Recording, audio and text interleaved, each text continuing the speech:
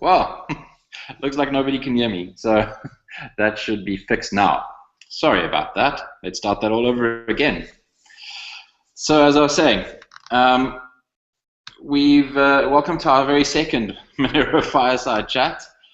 Our first one was quite exciting. It gave us an opportunity to show off the GUI and to show off some of the things that we've been working on. And this time around, we've got some new stuff that we're going to show you, as always. But this is a developer-focused event. It's a developer-centric event. And so really what we want to do is we want to focus on some of the core fundamental things that will impact developers further down the line and contributors as they start to work with Monero and start to implement Monero and submit code and so on. So one of the first things that, one of the key things that we've started changing, and this came out recently in in the Monero missive from about a week ago, is that we've started implementing signed commits, GPG signed commits.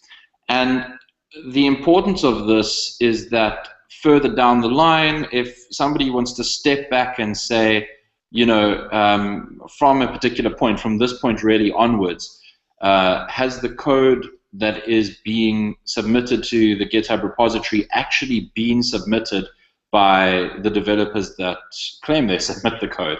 And that's really where the GPG signing comes in. It allows us to enforce that, and there's a trust chain from this point on that any contributor who submits code will be able to make sure that that's there. The other thing, of course, is not only are commits signed, but merges are signed as well. So that really just enforces that trust chain, and over time it's just going to keep building up from that point up. So if you are contributing to Monero development, it's important that you GPG sign your commits. At some point in the near future, we're just going to eventually start rejecting commits that aren't GPG signed, and you're going to have to go and amend them, which will be painful and irritating, but that's the only way that we can make sure that there is a trust chain in the code and that it's not broken. Okay, so there's that. The next thing that we wanted to talk about is aliasing. And obviously there's there's a lot of demand for aliasing, especially when it comes to cryptocurrencies. A lot of attempts have been made previously by other cryptocurrencies to provide an aliasing system that is simple to use.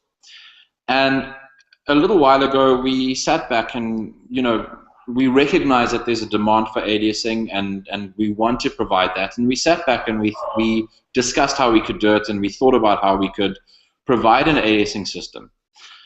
The key issues that any aliasing system is going to face is when you create an alias or use an alias, is it easy to memorize? Is it memorable? In other words, can it be recalled easily? And along with that, it's not really about you recalling the alias so much as it is about somebody else. So I'll give you an example. Let's say that I create the alias Fluffy Pony. And I say, when you send some Monero, you can just send it to Fluffy Pony. Now that's correct. Until somebody comes along and wants to use the Fluffy Pony alias as well. Now they go, okay, well, it's taken, so I'm going to use Fluffy Pony 2. Now, obviously, Fluffy Pony at least is a little bit unique, and so there aren't many of us around the world. But if you talk about a common name, a name like John or whatever, Bob or Sue, anything like that, you're going to end up with, hundreds, thousands of people all sort of clustering around the same alias. So what ends up happening is you've got this really long 95-character address that you alias to Bob 1985 underscore awesome source 73, and you're not really solving the problem, because now what happens is me, as the person that pays Bob awesome source, needs to now in my address book note down that Bob uses this alias. So what am I already solving? Okay, so that problem, that clustering issue, you can't get away from it by just designing an aliasing system and throwing it in and hoping that you never encounter issues. The other problem, of course, over and above that is you're going to end up with conflicts. You're going to end up with situations where, for example, a user changes his address. Maybe he makes a new wallet. Maybe he loses his private keys, whatever it is. And if you have an aliasing system baked in, how do you now allow that user who's lost his private keys, who's lost access to his old wallet, to still retain the old alias? And, you know, I mean, it's a technical challenge that really a cryptocurrency shouldn't be dealing with. So after a lot of discussion and a lot of thinking, we decided to offload the problem. And instead of aliasing it ourselves, we decided to create a standard that took advantage of existing infrastructure.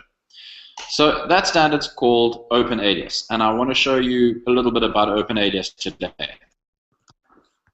So let me open up the screen share here.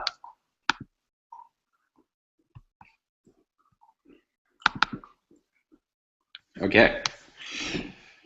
So this is openalias.org, and it defines the standard and specifies things, and in your own time, you guys can take a look at the website, and you can, you know, read up on the standard.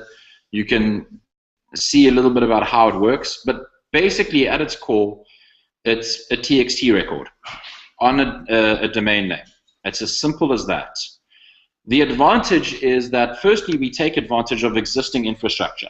So things like having to deal with access to that record, not our problem. It's something that somebody else can handle, the domain registrar. We never have to deal with it. Of course, you know, that plays into the centralized nature of domain registrations, but what we've done in OpenAlias is we've baked in support for things like Namecoin. So you don't have to use the current centralized infrastructure. You can actually run a .bit domain and then have the record attached to that. So the records, if I scroll down a bit, and again, you can do this at your own time, you can see that there's a section on how the TXT record's constructed, and it details there how they're put together, and it's really simple. It's literally just a prefix, OA1 for OpenAlias version 1, and then XMR or BTC or whatever you're aliasing. In this example, we're aliasing XMR.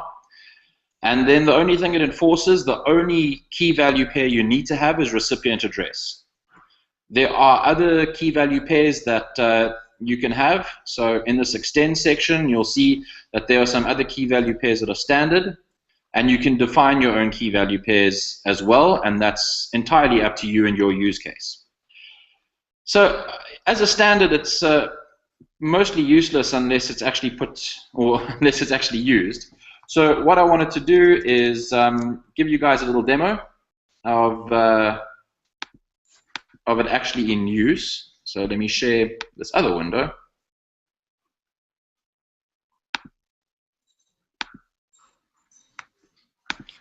Okay, so what I first want to show you is if I go, and this is on a Mac, but obviously you could check this anywhere you want. If I go host -t txt, which means I'm looking at the TXT records for a particular fully qualified domain name, and I'm checking domain, you'll notice that there are two records here. This first one is the XMR address, the Monero address, okay? And there's our little prefix over there, OA1, OpenAlias version 1. It's an XMR alias. There's the recipient address. I've got a recipient name, and I've got a TX description, a transaction description, which is obviously entirely optional and will mostly not be used at this juncture. And I have a second record, which is the Bitcoin address. So obviously, you know, if I'm sending Monero, then I'm going to ignore that Bitcoin record, and if I'm sending Bitcoin, I'm going to ignore the Monero record. Okay, so to demonstrate it actually working, this is a simple wallet that we all know and love, or know and hate, as the case may be. And you can see over here, I've got a balance of 20 Monero. And what I want to do is I now want to send a very generous and lavish donation to the core team. And so what I'm going to do is I'm going to go transfer a mixin of 3, and I'm going to send 15 Monero because I'm so kind.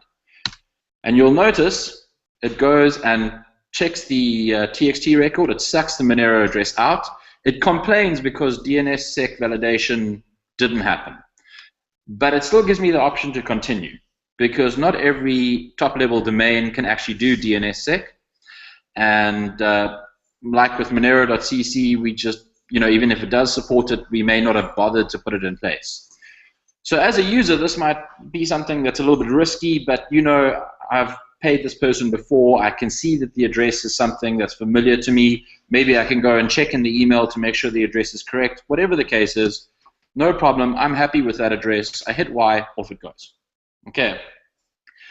So obviously the advantage here is it takes the aliasing system away from us. We never have to deal with issues like I lost access to my private keys and now I can't change my alias.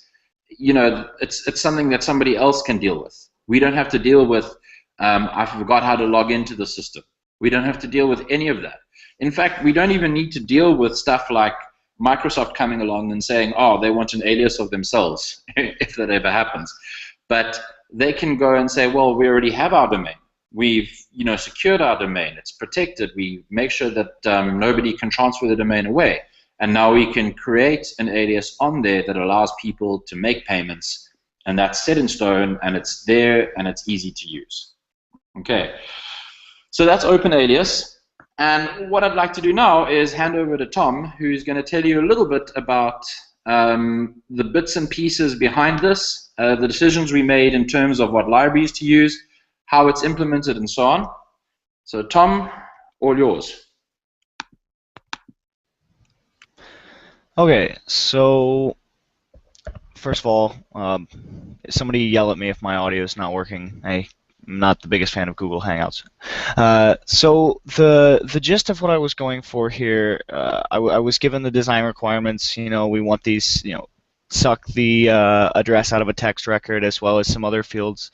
And I was trying to figure out the easiest way to get that done in a cross-platform, not going to break into brittle pieces way, without rolling too many custom bits, because as with any network code, it's easy to get wrong, and there's just no sense in rolling your own if you can avoid it. And I did some searching, and eventually I settled on LDNS. But I got lucky because the same group that did LDNS, using LDNS, did this thing called libunbound, which is an even nicer wrapper around LDNS. And that actually simplified most of the actual DNS calls to just a few function calls. So the rest of the magic, I guess, is just text parsing and finding the appropriate addresses. Now, at the moment, supported is one Monero address in the text record. So if you happen to have more than one address in a text record, it will only take the first.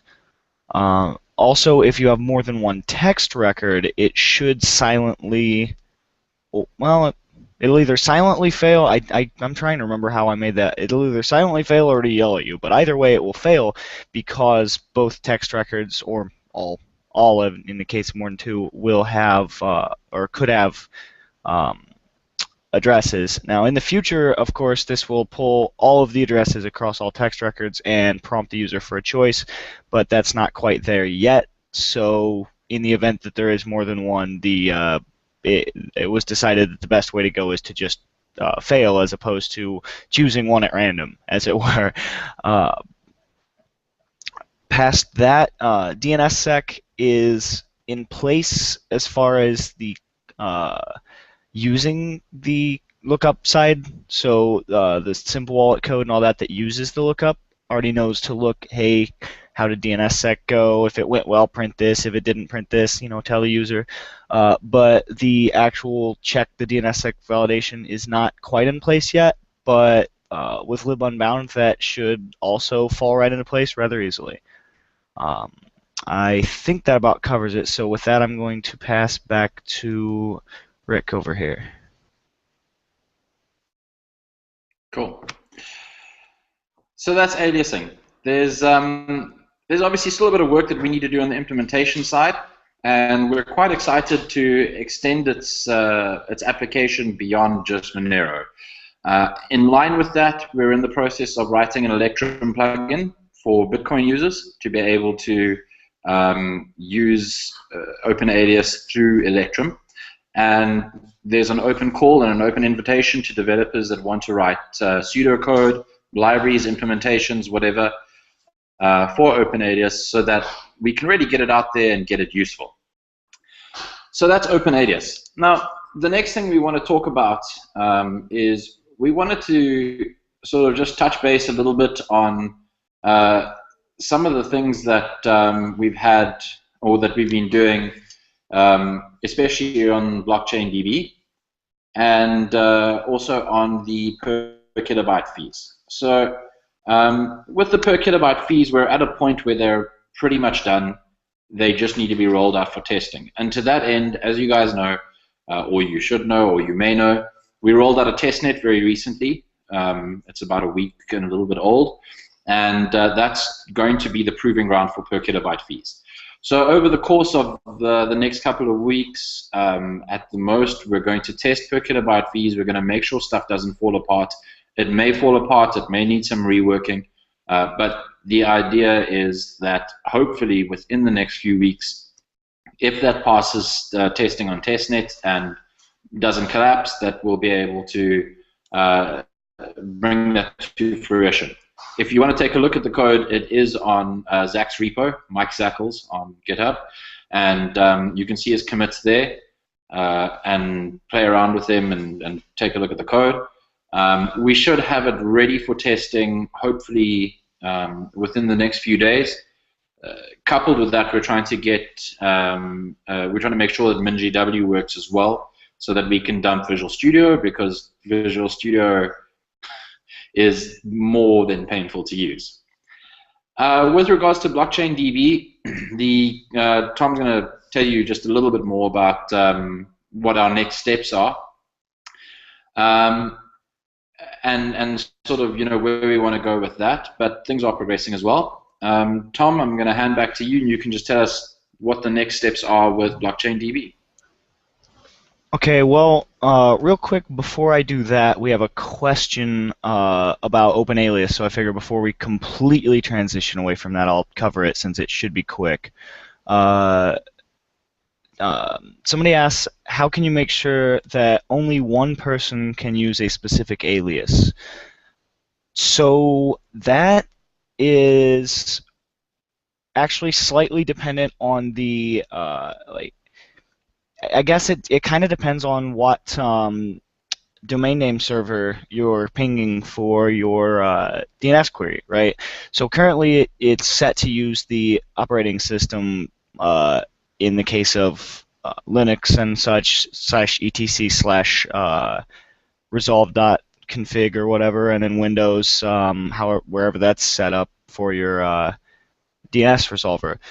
So if it happens that one user's got, say, using Google DNS and another's using OpenDNS or something, and somehow there's a conflict there, and they just happen to disagree on who owns a particular DNS entry, which is very unlikely. I can't think of any time I've seen that happen. But if that does happen, then yes, there is a chance that more than one person could use a specific alias. But barring that, since it does use DNS, then to make sure that only one person can use it, it's basically does only one person own and control that DNS entry.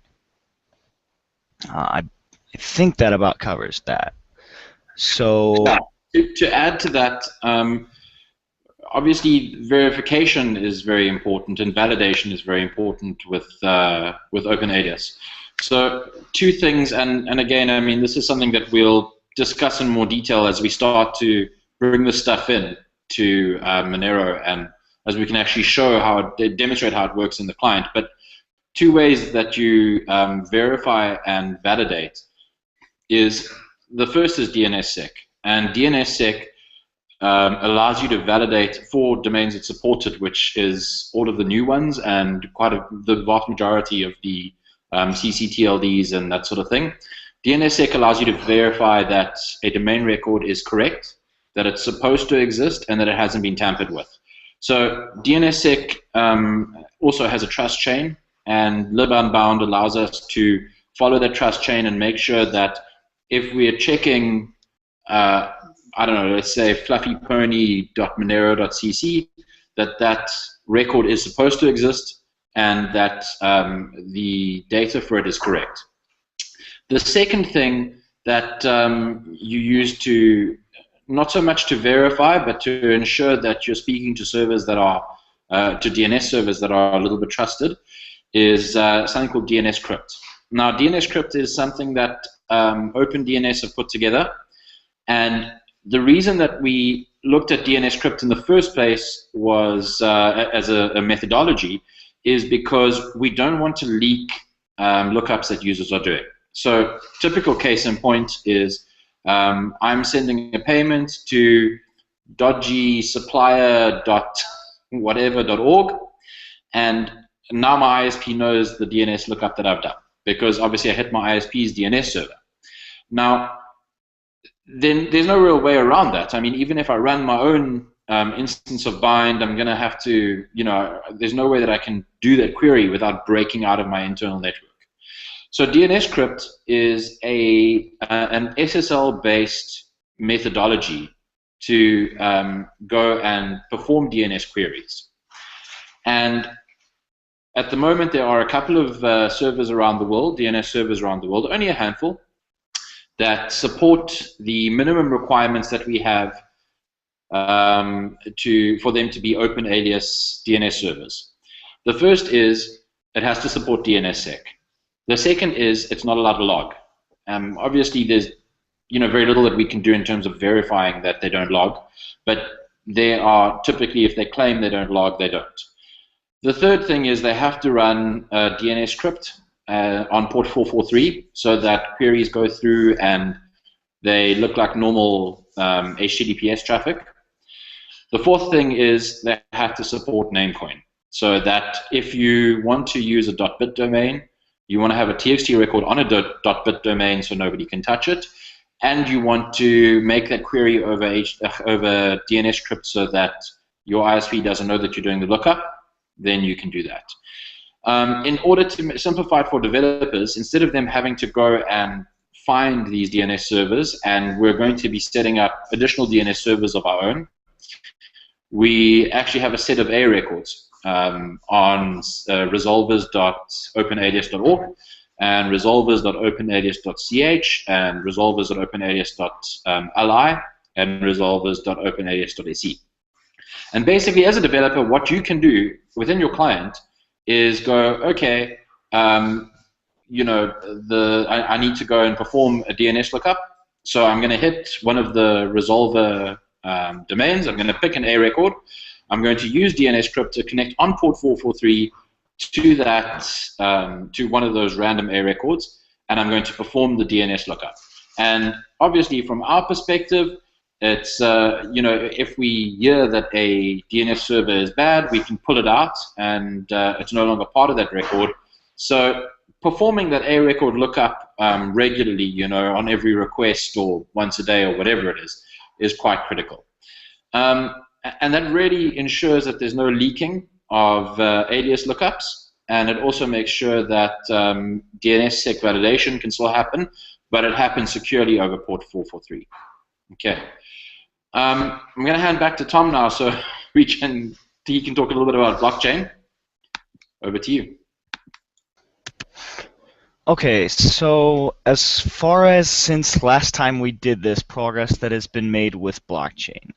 At this point, the interface class and the usage of the interface in the actual blockchain logic are complete. I put air quotes because without a concrete implementation of said interface completed, it's difficult to do testing. We could mock it out and at some point might do, but for now we don't have a method in place to do that. So until we have a concrete implementation, I can't call it properly complete because I don't know, there's going to be bug fixes, I probably missed something, that sort of thing. So that said, it has made a ton of progress since last time we did this. So I believe last time it was most of the core logic, but the interface class isn't quite finished, and there's a lot more to comb through in the core logic that was the lesser than, the harder stuff to get at. Now, going forward, what's left to do is do some sort of rudimentary, simple implementation of the blockchainDB class and get that up and running. So perhaps with just a flat file. Right? At this point, some simple flat file would be more or less the same as it is now as far as memory usage, perhaps, but you might actually be able to use the same blockchain across operating systems, because that would be amazing, as opposed to having to store several different copies if you move OSs and such. And then moving forward from there, we're going to be working on different backends for that. LMDB, perhaps LevelDB. We might look into Facebook's RocksDB modification to LevelDB, and several other things. And we'll do some performance testing on those at some point, and we'll also have a specification when everything's finalized and we know that this is how it's going to be because it works. Then we'll have a specification for how others can add their own backend implementations and pull request those, because the more the merrier. There's a case for if you run a server that has 64 gigs of RAM, you don't mind having the blockchain and RAM, and you'd love to because it'll be faster. Make a backend for the blockchain for that. Why not? And so on and so forth. And to that end, I've been working on, and hopefully will complete soon, a unit testing suite. Google Test is nice that it offers ways to do kind of abstracted testing for interface classes. So I can write tests for the interface class and then provide instructions along with how to implement a concrete implementation of blockchainDB. I can provide instructions on how to add that particular class to the list of interfaces in that test that are being tested, and it'll just instantiate it and run the tests on that as well, which is wonderful. So I'll get those tests up and running, and that's why, of course, that'll also make our testing to make sure everything is nice and going to work a lot smoother, and should help us to get up and running sooner than later, I hope. But yeah, that's made a lot of progress. If anybody has any questions for more detail, please go ahead and ask in the Q&A thing or on IRC or so on. But other than that, I'm going to go ahead and pass back to Rick. Cool, thanks. So that's pretty much all that we wanted to feature today. From a development perspective, the main focus or the main thing that we wanted to introduce is OpenAlias, because there's obviously it's something that we have already added to the code base. There's an open pull request which is currently in testing, and once that's tested, then that's going to be merged, and off we go.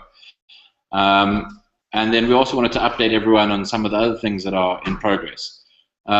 We've got some exciting stuff that's coming up. We've got some sub-projects that are wrapping up and that are already coming to a head. and that we are hopefully going to be able to show you guys soon. But obviously our focus is very much on the core fundamentals. So, you know, obviously the GUI interface, for example, that is still ongoing, but it has taken a back seat because we realized that we can't just take the CryptoNote code base that we've inherited very kindly from them and then start bolting things on top and hope that that base is going to just stay stable and solid forever.